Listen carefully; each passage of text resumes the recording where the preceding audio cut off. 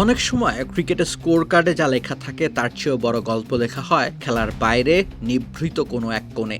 সিডনির dressing রুমের সামনে যখন স্টিভ স্মিথের পাশে দাঁড়িয়ে ছবি তুলেছিলেন রিশাদ হোসেন, তখন কে জানতো সেই স্থির চিত্রের আড়ালে লুকিয়ে আছে এক দুর্ধর্ষ পাণ্ডুলিপি। রিশাদ কেবল ছবি তুললেন না, স্মিথের চোখে চোখ রেখে এক অদ্ভুত বাজি ধরলেন। মৃদু স্বরে কিন্তু অটল বিশ্বাসে বললেন, আমার একটা ইচ্ছা আছে যে আপনার উইকেট নেব, আর তা আজই।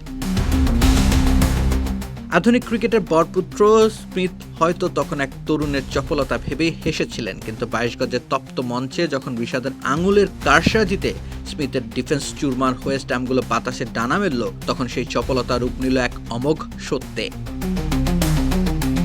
প্রথম মোকাবেলাতেই বিশ্বসেরা এই ব্যাটারকে ভূপাতিত করার পর ম্যাচ শেষে রিশাদ যখন মনে করিয়ে দিলেন, মনে আছে বলেছিলাম কিন্তু, তখন স্মিথের সেই চেনা মুচকি হাসিটি ছিল এক নতুনের স্পর্ধা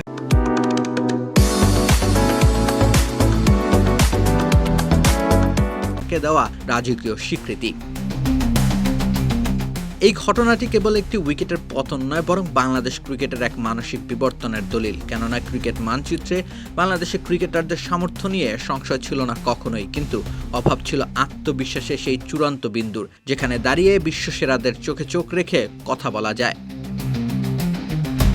বিগ ব্যাশের মতো গ্লোবাল লিগগুলো বাংলাদেশের ক্রিকেটারদের জন্য আজ কেবল অর্থকরী আসন নয়, বরং এক গুরুত্বপূর্ণ পাঠশালা, যেখানে ভেঙে যায় ভীতি, বেড়ে যায় আত্মবিশ্বাস। বিশ্বসেরা মস্তিষ্কগুলোর সান্নিধ্য থেকে রিশাদরা শিখেছেন কিভাবে প্রতিকূলতাকে শক্তিতে রূপান্তর করতে হয়, এবং টেকনিকের চেয়েও বেশি শানিত করেছেন তাদের চিন্তা শক্তিকে।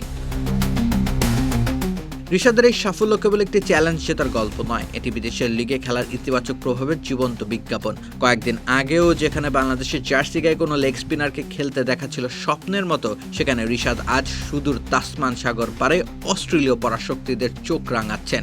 এটা গল্প হলেও সত্যি। রাকিব হোসেন রুম্মান, খেলা ৭১।